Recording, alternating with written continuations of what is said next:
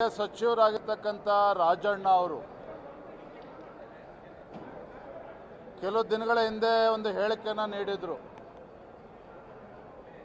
September ಅಕ್ಟೋಬರಲ್ಲಿ ರಾಜಕೀಯ ಕ್ರಾಂತಿ ಆಗ್ತದೆ, ರಾಜ್ಯ ರಾಜಕಾರಣದಲ್ಲಿ ಮಹತ್ತರ ಬೆಳವಣಿಗೆ ಆಗ್ತದೆ ಅಂತೇಳಿ ಅವರೇ ಸುಳಿವನ್ನು ನೀಡಿದರು.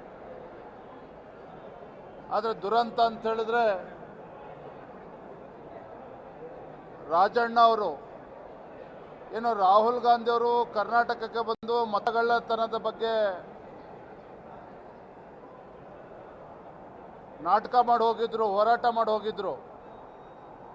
ಕೇಂದ್ರ ಚುನಾವಣಾ ಆಯೋಗದ ಬಗ್ಗೆ ಗೂಬೆ ಕೂರಿಸುವಂಥ ಕುತಂತ್ರವನ್ನು ಏನು ಕಾಂಗ್ರೆಸ್ ಪಕ್ಷ ಮಾಡಿತ್ತು, ಅದಕ್ಕೆ ಪ್ರತ್ಯುತ್ತರವಾಗಿ ರಾಜಣ್ಣ ಅವರು ಬಹಿರಂಗವಾಗಿ ಹೇಳಿಕೆಯನ್ನು ನೀಡಿದರು.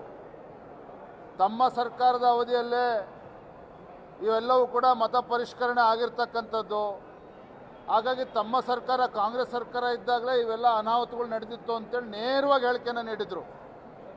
ಬಹುಶಃ ಕಾಂಗ್ರೆಸ್ ಪಕ್ಷದವ್ರಿಗೆ, ರಾಹುಲ್ ಗಾಂಧಿ ಅವರಿಗೆ ಸತ್ಯವನ್ನು ಅರಗಿಸ್ಕೊಳ್ಳೋದಕ್ಕೆ ಕಷ್ಟ ಆಗ್ತದೆ. ಕನ್ನಡದಲ್ಲಿ ಒಂದು ಗಾದೆ ಇದೆ, ಇದ್ದಿದ್ದಂಗೆ ಹೇಳಿದ್ರೆ ಎದ್ದು ಬಂದು ಎದೆ ಹೋದ್ರು ಅಂತೇಳಿ.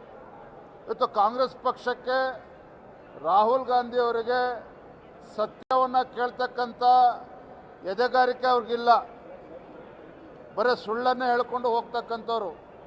ಈಗ ರಾಜಣ್ಣ ಅವರು ಸತ್ಯ ಬಹಿರಂಗಪಡಿಸಿದ್ದಾರೆ ಅನ್ನುವ ಕಾರಣಕ್ಕೆ ಅವರ ರಾಜೀನಾಮೆಯನ್ನು ಪಡೆಯುತ್ತಿದ್ದಾರೆ ಸಿದ್ದರಾಮಯ್ಯನವರು ಅನ್ನುವ ವಿಚಾರ ಚರ್ಚೆ ಆಗ್ತಾ ಇದೆ.